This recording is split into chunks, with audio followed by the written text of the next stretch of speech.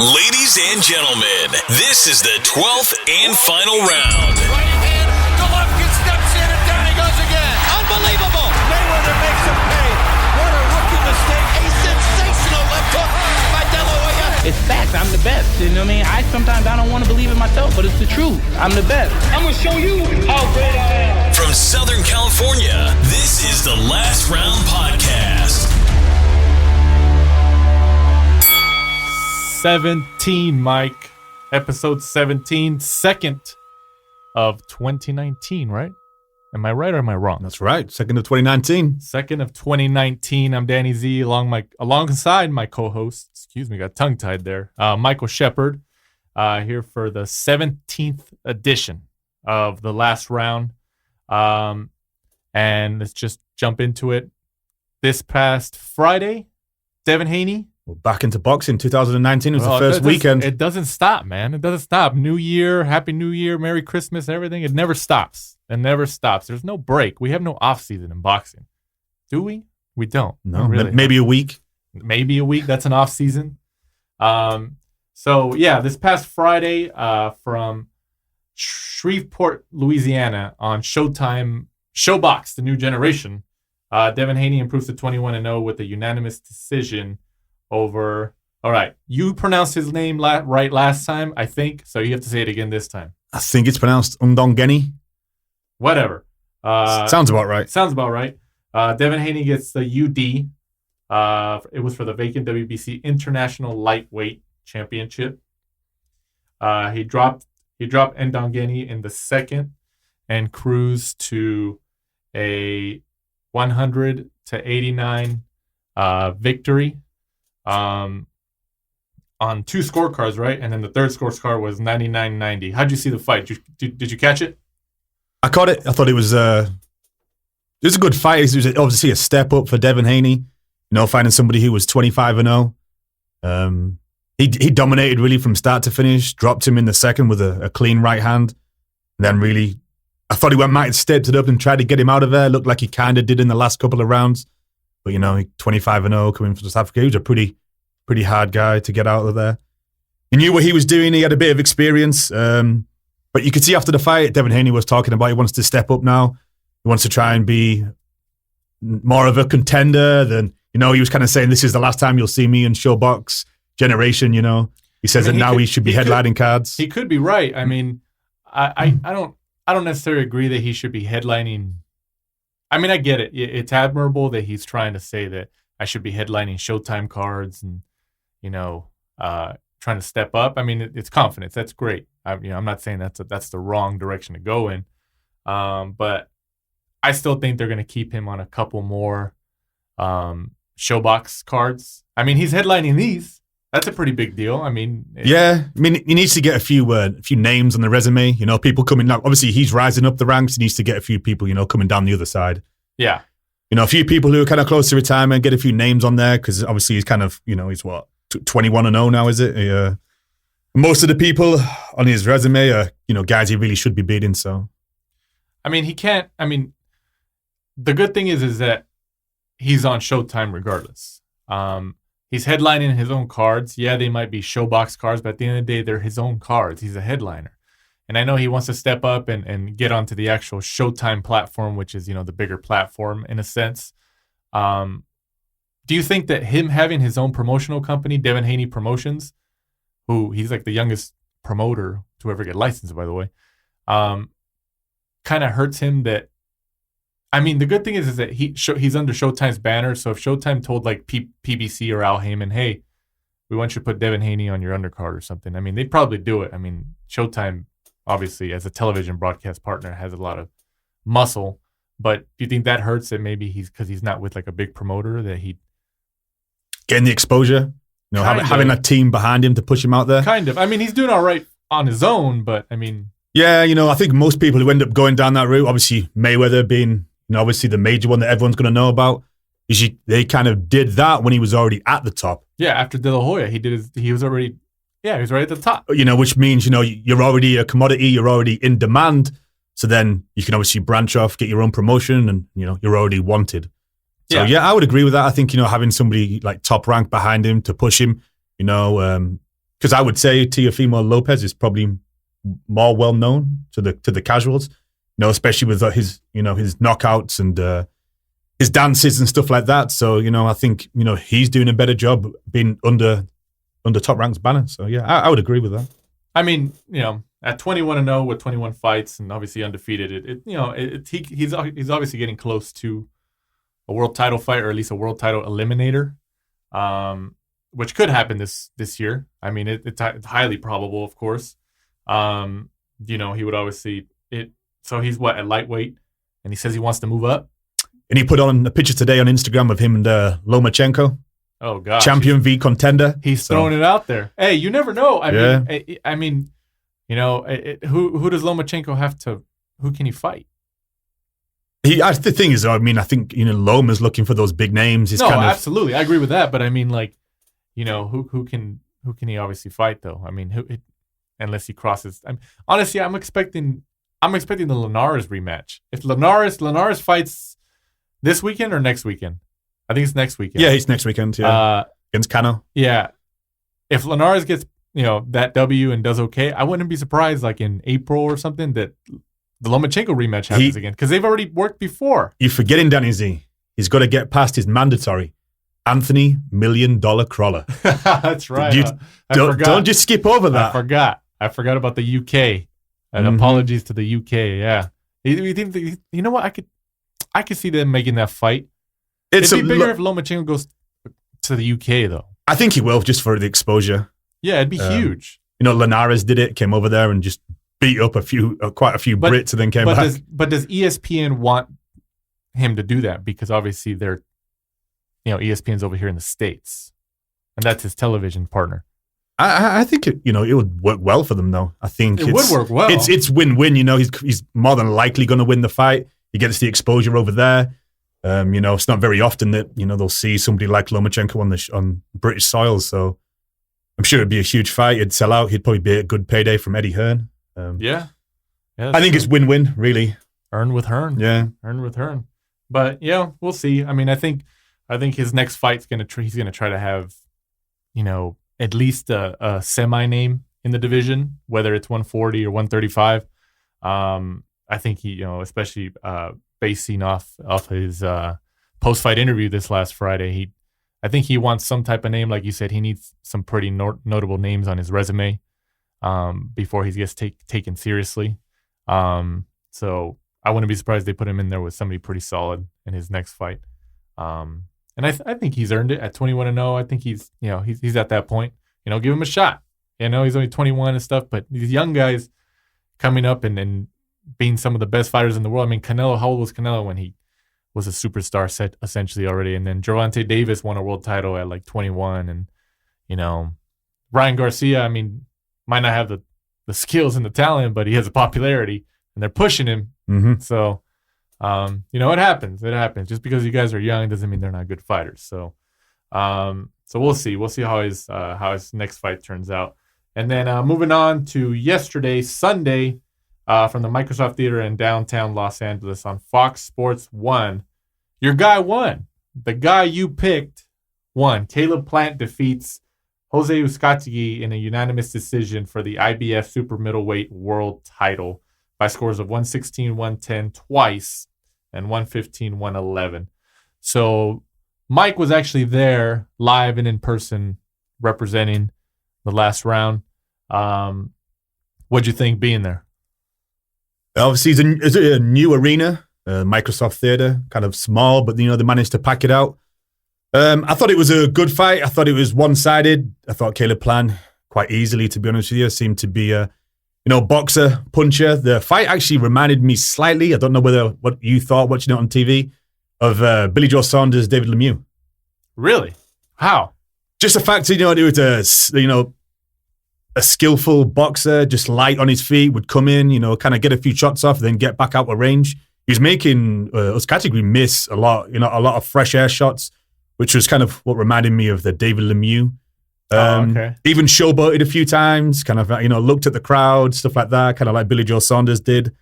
So to me, honestly, the last couple of rounds, I think from round 8 kind of onwards, you could see Caleb Plant kind of got tired and Uzcategui came back into it more, but he just couldn't seem to land fully, with the power that he had actually to get a plan out of there, because I think from around 7, something like that, you could see that Jose Uzcategui needed a knockout. He was so far behind. Yeah. He lost most of the rounds, and obviously he had those 2 10-8 rounds where he was dropped in the second and also dropped in the fourth, I believe it was. I think he knew that, and you could see that in the last couple of rounds he came out and was just trying to, get him into the corner, just trying to walk him down. Yeah. But you could see on the day there was definitely levels, and you could tell early on that Plant was too quick. He'd get in there and get out of the pocket pretty well, and Uzcategui just couldn't catch him, and just, he stayed on his bike for the last couple of rounds because he knew he was ahead, and just, rode it home, really. Was Uzcategui ever in trouble? No, the knockdowns, to be honest with you could see like in the second and the fourth, he kind of caught him. Yeah, he went down a couple of times. He went down a couple of times, but Uzcategui was kind of smiling, and when he was sat down and kind of like looking back up, they were kind of more flash knockdowns than actual knockdowns, maybe just off balance. Because Caleb Plant really isn't the biggest puncher. He's not. He actually does look quite big for that division, though. I think he looks quite bulky. He can fight a light heavyweight, probably. Maybe 175. He looked pretty muscular. He looked fit. Definitely, to me, his last performance against Pacquiao Medina, where he was booed. I thought to myself that he definitely moved up a couple of levels in this performance. I know everyone always says that Pacquiao Medina is one of those fighters it's hard to look good against. Yeah. So I don't know whether that made, most people kind of underestimate Caleb going into the fight. But from here, the talk at ringside was David Benavidez, because do you remember the altercation that they had in the gym? Yeah. David Benavidez was also there ringside, obviously watching. He'd been out for a little while, obviously due to his losing the title, because he obviously tested positive for cocaine, so he got told to go into... I can see that fight happening next. Well, Benavidez said, I was talking to him, that he's coming back on the Mikey Garcia, Errol Spence undercard. Oh, okay. I believe it's going to be just a tune-up. Just a little tune-up to get him back out of there. Get the cocaine out of his system. That's it, yeah. And then obviously the WBC of calling him, I think he's the champion in recess, because he agreed to do... Even though he tested positive for cocaine. That's a new one. He's a champion in recess because he agreed to do... I gotta tweet that out. Yeah, he agreed to do some rehabilitation. So, I know. It sucks that he's had that drug problem and stuff. So hopefully he's all right now. He's kicked that habit. But, champion in recess, huh? All right. I hope that's on BoxRec tomorrow. All the champions in recess. So... The one thing I did like about him, though, is he didn't come out there and, making his excuse. Like, I have no idea how this got into my system. Of course. Of course. The usual excuse that people come out with. I mean, at least he took it on the chin and was like, hey, I was kind of partying. And, it was a stupid thing to do, immature of me. I agreed to, be stripped of the title and go into rehabilitation. So he's actually out here at the minute training Legends. He said he was finding it hard to get sparring. And the Legend? Or Legends? Legends Gym. No, he wasn't okay. sparring with Gabe Rivas from Golden Boy. But he said he found it hard to get sparring recently. So do you know who he was actually sparring with? Mari, La Diva. What the hell? Yeah, he said he was sparring with her. Holy crap. Because she's fighting in 2 weeks. Oh, wow. I wish I was there to watch that. That would have been interesting. Yeah. Wow. I wonder who got the better of who. Did he say? He did have a little bit of a black eye, actually, so maybe Mary. I mean, she could fight. Yeah. She can do her thing, so, I wouldn't be surprised if... I've heard before that, Cecilia Brækhus, the first lady of boxing, when she was sparring for I don't know if it was her last fight or a couple fights before, she actually sparred Mari in preparation for, I forgot what fight it was, a couple fights. I think it might be when she fought Callie Reese on the Triple G. It might have been that one. Triple G undercard. And I heard that Mari actually knocked her down, I think once or twice. Because she used to spar with Cyborg. Yeah. I'm pretty sure they still spar. Yeah. I mean, they're pretty good friends. I mean, you've seen Cyborg there from, the last couple fights and stuff like that. So I wouldn't be surprised if they're trying to make that fight in the summer, because remember, Cyborg was wearing that shirt, Cyborg versus Cecilia. I mean, she had that loss, though, didn't she, to Amanda Nunes? Yeah. So it might have spoilt it now. But maybe that just makes it even more that she's going to come to boxing. You never know. You never know. So, I mean, whatever. So Caleb Plant is now the IBF super middleweight world champion. And I mean, does Uzcategui get a rematch? That was one thing I actually wanted to ask Jose Uzcategui, the manager who was on last week. I wanted to ask him, but I couldn't catch him after the fight. Was it written into the contract? Yeah. I don't know. Honestly, I could see it being written into the contract. I mean, was Caleb Plant the mandatory? Yeah, he was the mandatory. He was the mandatory. Okay. Yeah. I mean, you know, I could, you know, I don't know. I don't know how tough it is where, in terms of negotiation power and stuff like that. I mean, does Uzcategui have the clout and the negotiation power to put that into the contract? Like automatic rematch if he loses or something, you know what I mean? I mean, it's the star power. That's what gets you stuff. It was a good fight, though. Definitely a fight I would like to see again because it was kind of close. You know, Caleb got cut over his eye. Uzcategui went down twice. Caleb kind of tired towards the end, and Uzcategui came back into it. There was, you know, some good needle between the two before on social media. Also, a little bit at the weigh-in. So it was a fight that I wouldn't mind seeing, you know, run back if needs be. You know, if Uzcategui does have the rematch, you know, he'd have to come out with definitely a different game plan, but we'll see. You know, there's some good fights in that division, though, especially at that weight category. I mean, honestly, I wouldn't be surprised if they run it back again in a couple months. I would watch it. I mean, I could see it. I could see them putting it on again. I'd like to see the second one if they did it again, though, in Vegas, in Caleb's hometown. This time, I think he'd get a good crowd there. He had a good following.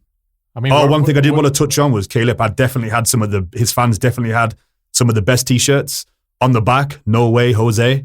Oh, no way. Yeah, it was good. And the crowd, that's what they kept chanting all the time. No way, Jose. No way, Jose. Cool. Definitely. My moment of the year so far. That's pretty cool. Shout out to Caleb Plant's supporters and teams with those shirts. And did you see that he actually got engaged afterwards? I saw that. I didn't know he was dating the PBC girl. Jordan Hardy. Yeah, I didn't know he was dating Jordan her. Plant now. Yeah, I didn't know they were dating, but that's pretty cool. You know, good for them. Congratulations to them. You know, especially I also didn't know that his daughter died a couple of years ago, and that's even more insane, man. So, you know, good for him, man. You know, winning the title and everything. Like, I picked Uzcategui, and I like Uzcategui, and obviously thanks to his manager Jose Uzcategui for coming on the show last week. But you know, it seems like Caleb Plant, he needed a moment like this, especially what he's been through the last couple of years. So, good for him. I think a rematch is likely to happen later in the year. I could see it happening. And then, you know, we'll just go from there. But, you know, assuming if Uzcategui didn't go down in those rounds 2 and 4, there was one card that would have had him at 115, 113, or the other two would have been 116, 112. So essentially they were closer than people think, you know, but, you know, we'll see. I think they're going to run it back. Also on that card, Brandon Figueroa, he is the little brother of Omar, or is he the older brother? Younger brother, right? He's the younger brother of Omar Figueroa, improves to 18-0 with 13 KOs as he stops Moises Flores in the 3rd round. How'd you see him look?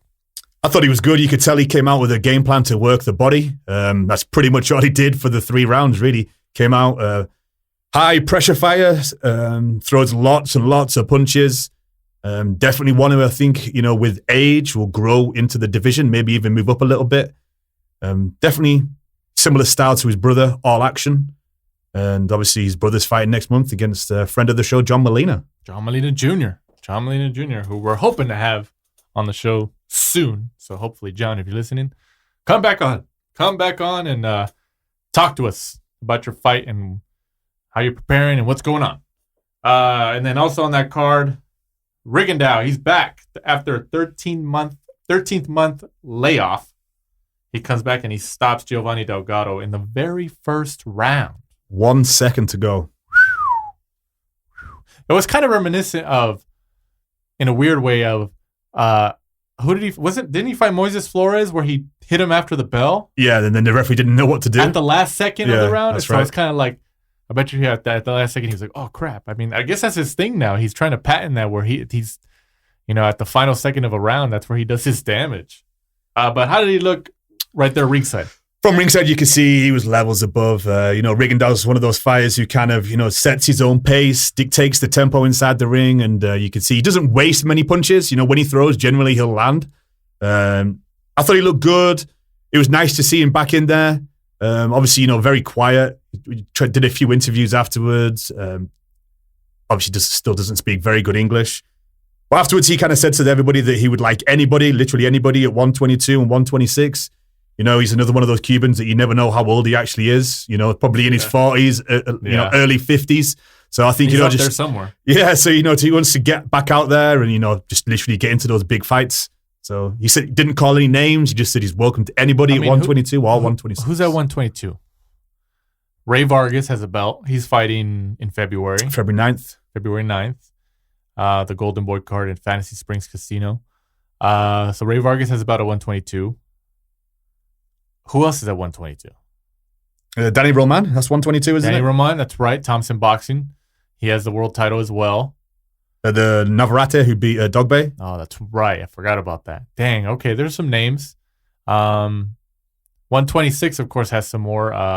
They got guys like, what? Is Leo Santa Cruz still 126? Yeah, I think he's still back up there. He's still got his title right there, right? Carl Frampton. Oscar Valdez, guys like that.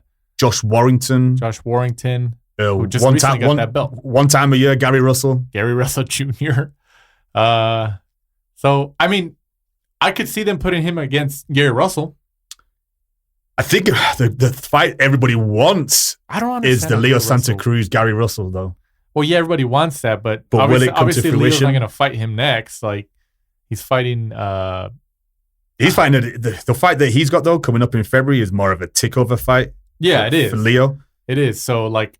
Against Miguel Flores. Is Gary Russell next after that? Or is Gary Russell going to want his own type of fight? I spoke to him just before Christmas. I spoke to his team, and they told me they wanted Gary Russell Jr., Oscar Valdez, or Carl Frampton. Carl Frampton, obviously... I can see Frampton instead of Valdez just because Valdez was top ranked. I think that it's a... Do you think people still want to see it, though? Frampton losing to Warrington? I still like Frampton. I still like the fight, but do you think the money on it, though, is...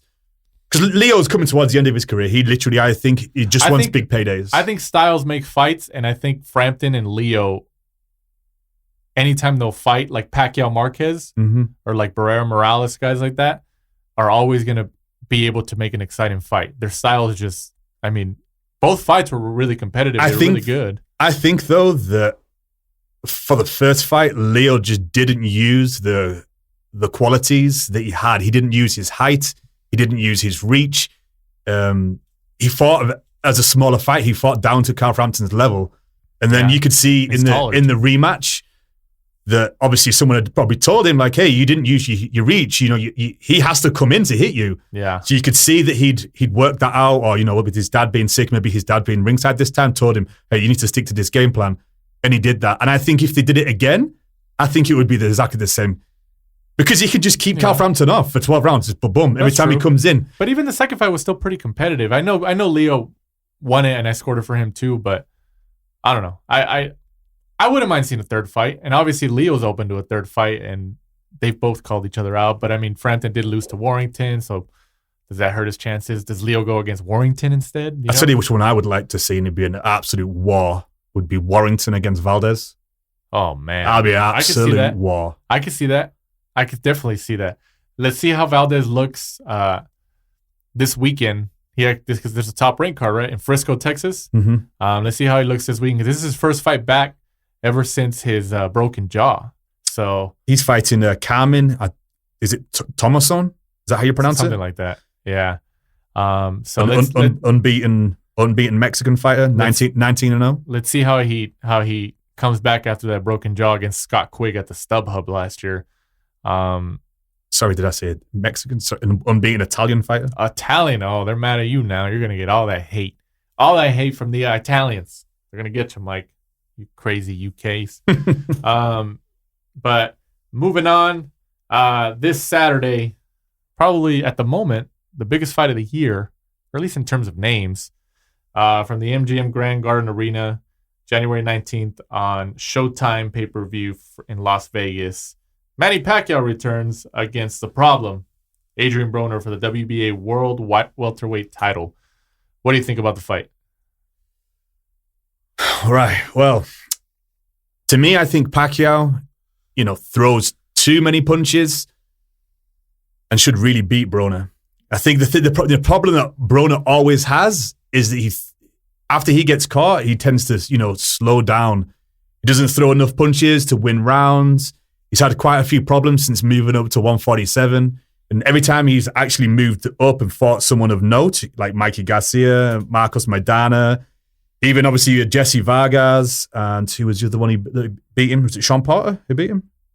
Yes. So all the bigger names that he's fought, he's actually lost to. Yeah, every time he's been in a fight with a bigger name, or a name actually, he's lost. So he hasn't really shown up in his moment. I understand that, but at the end of the day, he moves the needle in ratings.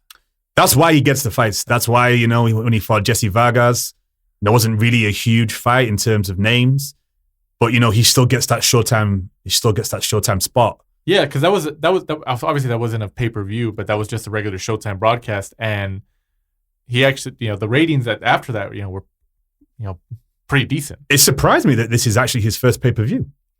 Yeah, I think he's even surprised. You see, have you seen the interviews? How grateful he is. Yeah, he's even surprised. Do you know the one thing that's kind of surprised me in watching the Showtime ones behind the scenes is that he's actually started to warm to me. Oh, I think that's what they want. But he plays the bad guy. Oh, yeah. So I was kind of like, Broner isn't actually too bad. You can see a lot of the stuff that he does is in jest. Yeah. It's just for the cameras and stuff like that. But I thought, they would try to portray it like, Broner's the bad guy and Pacquiao's the good guy. WWE style. The face and the heel. The face and the heel. Because the reason that normally that, that people turn into watch Broner is you either want him, you love the fact that he's kind of a crazy guy and you like that and you want to follow that because you don't know what he's going to do, or you hate him and you can't wait to see him get his ass handed to him. Yeah. It's like Mayweather. Exactly. Like, he's a wannabe Mayweather. Yeah, he's been trying so hard for so many years to be trying to be like Mayweather, but of course, in terms of fighting, he's not anywhere close. But we'll touch on that a little bit later. But I was at the Manny Pacquiao media workout this last week in Hollywood, California, and he was there, talking to us media and everything. And then he had talked about, because obviously a lot of people think this is a prelude to a Mayweather rematch, and then I don't know if you saw, but Pacquiao and Mayweather actually met up, and I say that in quotations. Coincidentally at a Los Angeles Clipper game at the Staples Center, and then they were on camera, and they shook hands and everything. And this sounds familiar, Danny. Didn't this happen before? It did happen before in 2015 or 2014 or around there. I think it was 2014, a couple months before the fight. But we had asked Manny Pacquiao about that.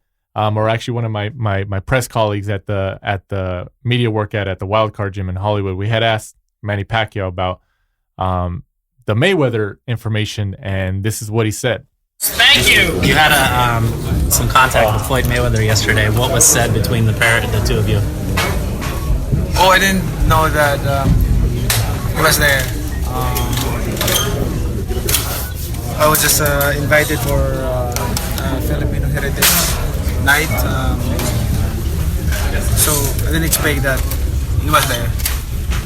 You just went over and said hello? And that was it? You just went over and said hello and that was it? Yeah, but they told me when we sit with my wife in front row, they said that Floyd is here. So I said, oh yeah? Okay. Were you surprised? Yeah, I didn't know that he was there. The same thing happened before you guys fought the last time. Do you think this might be a precursor to you fighting again? I don't know. I mean, I don't have an idea. Because my purpose to be there is because of the Filipino heritage. Is it true you gave him your own T-shirt? No, and bring T-shirt to the audience. Why do you guys have a knack for finding each other at sporting events and concerts and all that stuff? It seems like you're always at the right place at the right time. I don't know. It just happened like that. I mean, I don't have any idea. I cannot say we planned it, but we don't know. I mean, you want to fight him again? Just a accident. He retired already, so. What do you think about his last fight against 122 pounds? His last fight, that was exhibition only. Does that count? Does the exhibition count? You don't count? No, that didn't count. You guys both love basketball. How about a one-on-one between you and Floyd on the court? Which are good. Manny, why are you working with Freddie again? Oh, Freddie never out of Team Pacquiao. But he wasn't with you before the last fight, was he? Yeah, the last fight is because I want Boy to experience being a head trainer. And this is not it happened the first time happening. It happened before twice. Is it different anywhere to happen? So what do you think, Mike? Do you believe him? He says he accidentally ran into him. He didn't believe it. Like you said, this happened before. I don't think it's a coincidence. You know, I think if he doesn't know, maybe his team know, and they're setting it up that way. I mean, I don't know. Well, I mean, whatever. At the end of the day, it's marketing. All these, whatever they wanted to happen, happened because all these news outlets picked it up. Not just boxing media outlets, but international media outlets and regular news outlets that don't really focus on sports. So whatever they did, they're accomplishing it at the moment. But yeah, he says he wasn't aware. He's like, oh yeah, I didn't know he was there. And then, then he obviously talks about, Freddie Roach, how he's back with Freddie Roach, obviously, because they had some turmoil in the past. And we're going to hear some words from Freddie in a minute. Because I also got some words from him. But, is he overlooking Broner? Like, I know he says he doesn't. Fighters say they don't overlook their opponents. But, I mean, like we talked about before, he didn't sign with PBC, not essentially guaranteeing or at least saying, hey, you got to try to get me that rematch with Mayweather. I don't think he's going to be overlooking him, I think, because, he's only probably got another few fights in him. If you watch the second episode of the Showtime, I think his wife was saying that she'd like him to obviously fight Broner, beat Broner, and then have one more fight. Did you see that episode? Yeah. She wants him to retire after this. Yeah, she wants him to retire. So, if everything goes to plan, I imagine he fights Broner, beats Broner. If he gets a Mayweather rematch, he's going to retire because he's cashing out. Exactly. So I think that's the case. But, the rumors are that, that Floyd's going to watch the fight. If Manny looks poor and still wins, he'll fight him. If Manny looks really good, he's going to be like, he's going to be like, is it worth it, for his legacy? I think Mayweather, obviously the ball's in Mayweather's court in a sense. So he can always just say, look, I'm retired. I know I fought Tenshin in Japan, but that was just for fun, and I had an exhibition. I just did my thing, but he could still say I'm just I'm an entertainer now and stuff. But if he says if he sees the interest in there and Pacquiao doesn't look that great, or at least there's vulnerabilities there, like you said, he could be like, oh well, let's see what happens. He can let's run it back, throw some fillers out there. But we'll see. Obviously, they're trying to lay some type of foundation again to see if they can run it back and see what the demand is. So at the moment, it seems like it's on par for the course for a rematch, which I think they mentioned. I've seen reports or at least rumors saying that they want to probably do it like in July, I think. He's not taking back the September date, the usual Floyd Mayweather one? Well, the September date, at least in Vegas, isn't reserved at the moment. May is obviously by Canelo.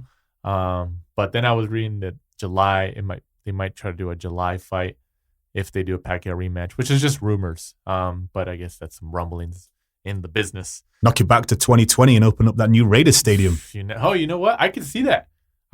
Somebody will fight there. You heard it here first, guys. Somebody will fight there. Watch. Somebody will fight there. But at the moment, nobody can sell that place out except Mayweather, and comes back against like Canelo or something.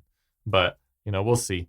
But like I mentioned, Freddie Roach was also there, and obviously we know the turmoil that was between Freddie Roach and Manny Pacquiao the last couple of years. Pacquiao obviously won the WBA World Welterweight title from Lucas Matisse in Malaysia last year, and that was the first time, I believe, right, that he didn't have Freddie Roach at the helm. Yeah, for a full camp. Yeah, for a full camp. So it's been about a year and a half, 2 years since Freddie Roach, and Manny Pacquiao have been together.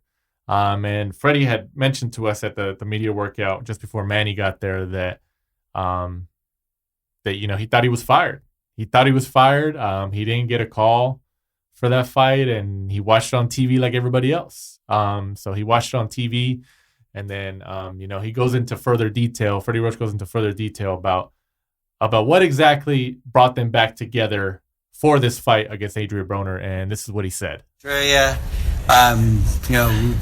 we lost the decision, and I was just explaining to Manny after the fight, like being a senator and being a professional champion boxer is very difficult, because that training camp was like up and down. Sometimes you get out of the Senate at 3 o'clock in the afternoon, sometimes it's 10 o'clock at night, but we still have to train. And the schedule was really not a great schedule, I felt. And I wasn't giving him I wasn't telling him which way to go or anything. I just said, I think you should maybe do one or the other. And so then we didn't speak for a long time, and it was maybe almost 2 years. And then I was waiting for a phone call when everyone else was getting phone calls to go to training camp, and I ended up watching on my TV at home. So, because I never got a call, and I called Manny's number a couple times and just left a message, but then no response. So then, so I take it that I was fired, and I says, well, should I watch it on TV? I said, yeah, might as well. I says, the thing is, I've been with him for 15 years. I had a great run. He's a great guy. I have no reason to really get mad at him, because he didn't like what I said about maybe he can't do both things at the same time. But that was that was my opinion in that moment. So, but he so he called me up after the Broner press conference and said, "Can you meet me at the hotel?" Oh, wow. I says, "Oh yeah, sure." So 9:30 I go there and we have a little meeting.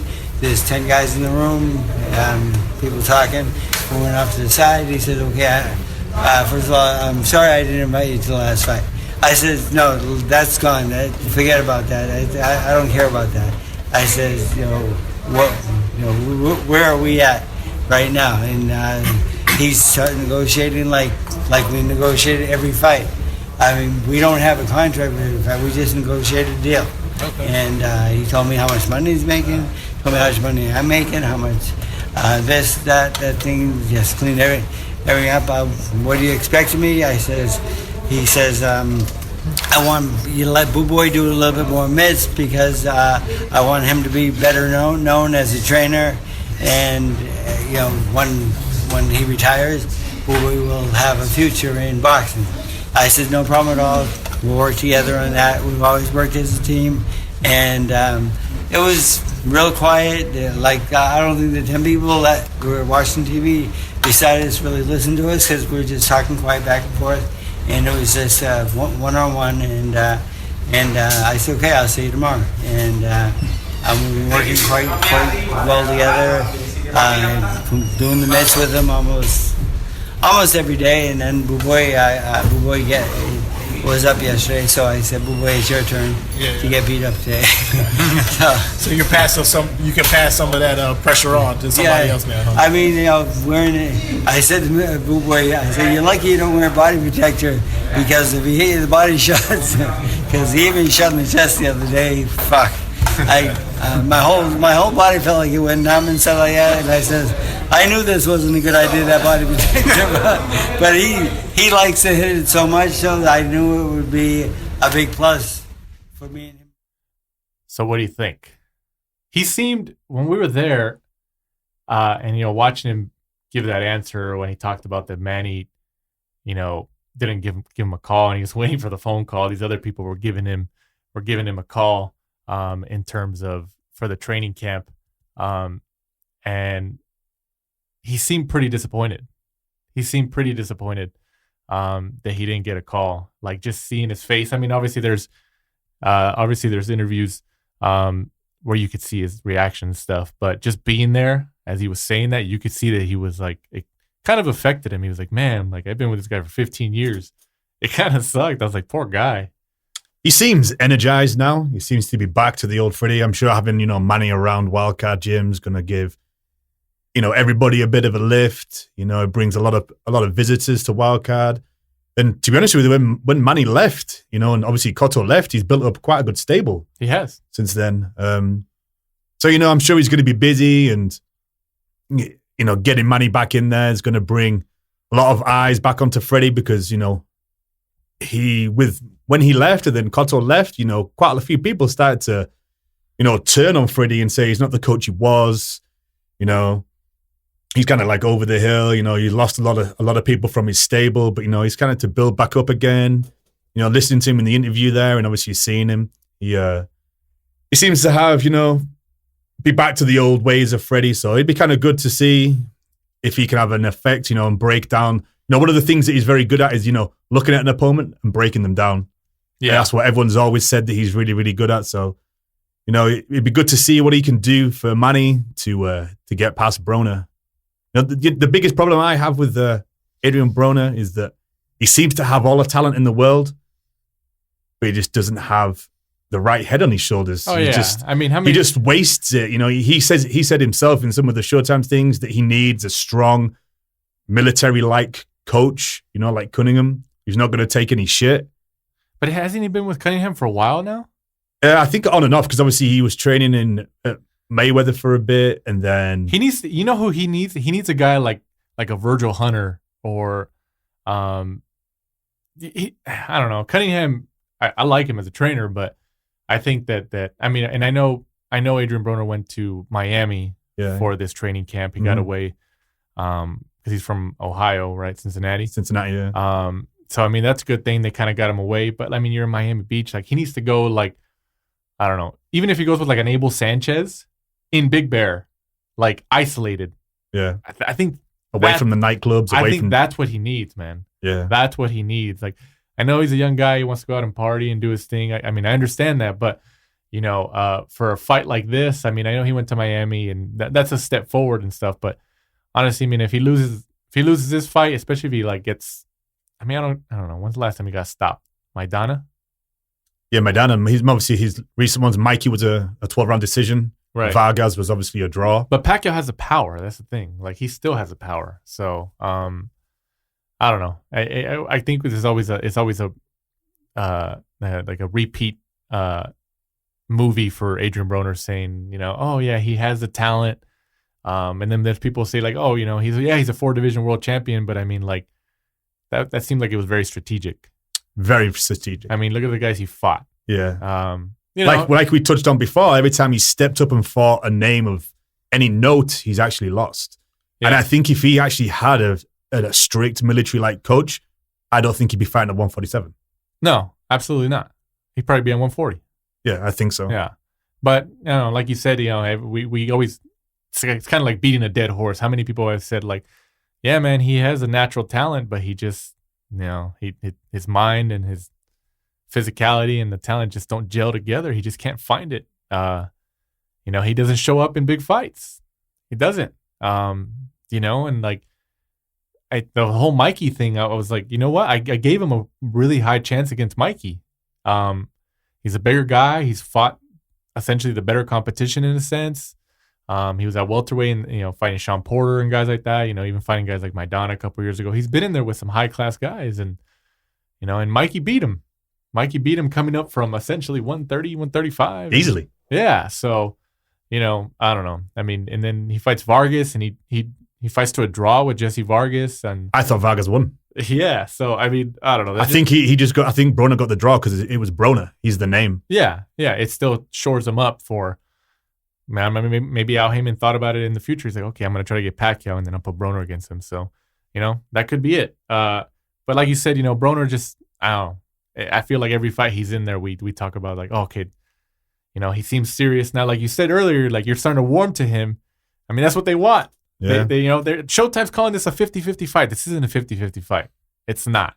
No, if you go by the normal styles of how they both fight, Pacquiao, comes in, throws a lot of punches. Yeah. Broner, his biggest flaw is Broner does not throw enough punches. Yeah. So if somebody asked him that at his media workout out here in LA last week too, and he got mad about it. I don't know who asked, but somebody asked, and he said, he was like, "Oh, how many fights have you had?" And then he's like, "How many fights have you had? What's your record?" And then whoever the guy was on the side of the camera was just like, I don't need to have fights to be able to observe. And he was like, oh, okay, but you never had any fight. He got mad at that question. And it's true. I mean, like, I think that's fair criticism. He doesn't throw punches. That's something that him and his coach need to look at. Him and Cunningham need to look at, because everybody who knows boxing, they're looking at it, and that's the first thing that everyone keeps saying is that Manny's output is just going to be too high. Right. So I'd like to see what they've worked on to negate that. Right. I mean, I don't know. It's like you mentioned, he needs to kind of get away from the party scene. He tries to be so much like Mayweather.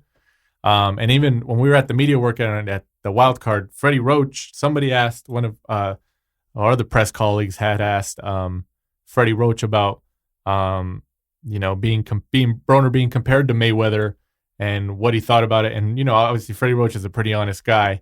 And I'll just let you guys listen to what exactly he said right here. Can Adrien Broner present maybe a slower, older version of Floyd Mayweather? He can't even carry Mayweather's bags. Let's give me a fucking break. Come on. He wants to be Mayweather, and that might be the mistake in his life, that he wanted to be someone else is impossible. Just is. Coach, do you think the Jeff Horn fight could provide any pointers for Adrien that may help him against Manny? I don't think Adrian's nearly as big as him, or strong as Horn was, and so forth. I don't think he's that type of person. But the thing is,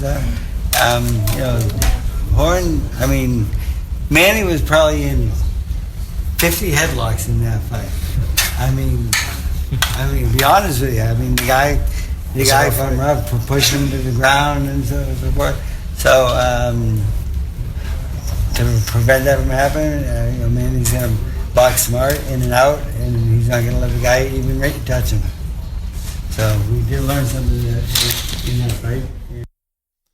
So, like I said, Freddie Roach is an honest guy.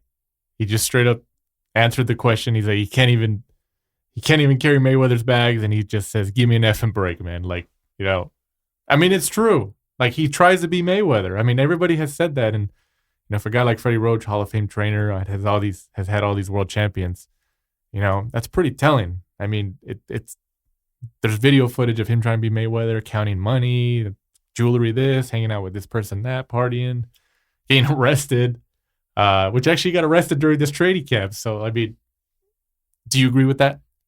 Oh yeah, most definitely.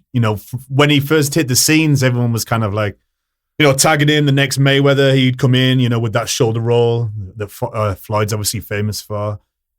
Coming in, with rappers, going to the nightclubs. He had that famous video where he was flushing money down the toilet. Yeah. Stuff like that.